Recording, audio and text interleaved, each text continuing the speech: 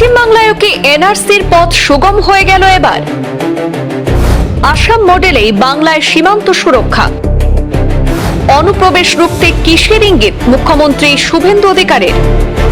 আসামে যেভাবে অনুপ্রবেশকারী মুক্ত করা হয়েছে, সীমান্ত সুরক্ষার ব্যবস্থা হয়েছে, বাংলায়ও সেই মডেল ফলো করতে পারে। মুখ্যমন্ত্রী হওয়ার পরে হিমন্তের সুর শুভেন্দু অধিকারীর গলায়। তাহলে কি আগামী দিনে আসামের মতো বাংলাতেও এনআরসি হবে? কি ইঙ্গিত দিলেন বাংলার মুখ্যমন্ত্রী? অনুপ্রবেশকারী ইস্যুতে কড়া বাংলার বিজেপি সরকার। অনুপ্রবেশকারী ইস্যুতে ফের কড়া অবস্থান নিল পশ্চিমবাংলার বিজেপি সরকার। পশ্চিমবঙ্গ বিধানসভা নির্বাচনের প্রচারে এসে প্রধানমন্ত্রী নরেন্দ্র মোদী এবং কেন্দ্রীয় স্বরাষ্ট্রমন্ত্রী অমিত শাহ অনুপ্রবেশ রুখতে এবং বেআইনি অনুপ্রবেশকারীদের বিরুদ্ধে কঠোর পদক্ষেপের বার্তা দিয়েছিলেন। এরপর মুখ্যমন্ত্রী হওয়ার পর সেই একই সুর শোনা গেল শুভেন্দু অধিকারীর গলায়ও। আসামের মুখ্যমন্ত্রী ডক্টর হিমন্ত বিশ্ব শর্মার শপথ গ্রহণ অনুষ্ঠানে যোগ দিয়ে আসামে আজ উপস্থিত হন শুভেন্দু অধিকারী। সেখানে তিনি বলেন, আসামে যেভাবে অনুপ্রবেশ রোখা হয়েছে এবং সীমান্ত সুরক্ষা জোরদার করা হয়েছে, পশ্চিমবাংলায়ও সেই মডেল অনুসরণ করতে পারে। শুভেন্দু অধিকারীর এই মন্তব্য ঘিরে রাজনৈতিক মহলে শুরু হয়েছে নতুন জল্পনা।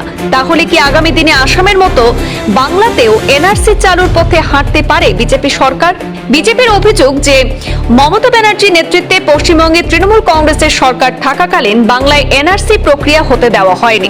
পাশাপাশি সীমান্তবর্তী বিভিন্ন জেলায় বাংলাদেশি অনুপ্রবেশকারীরা ঘাঁটি গেড়েছিল পশ্চিমবাংলায় বলেও অভিযোগ তুলেছে বিজেপি। নির্বাচনী প্রচারেও অনুপ্রবেশ ইস্যু ছিল অন্যতম বড় ইস্যু।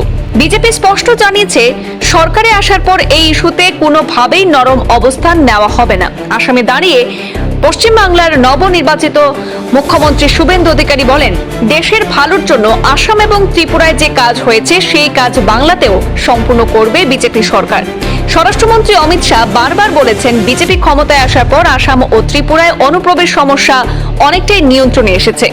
শুভেন্দু অধিকারী আরও অভিযোগ করেন, আগের সরকার বিএসএফ কে প্রয়োজনীয় জমি পর্যন্ত দেয়নি, যার ফলে দেশের নিরাপত্তা নিয়েও প্রশ্ন উঠেছিল।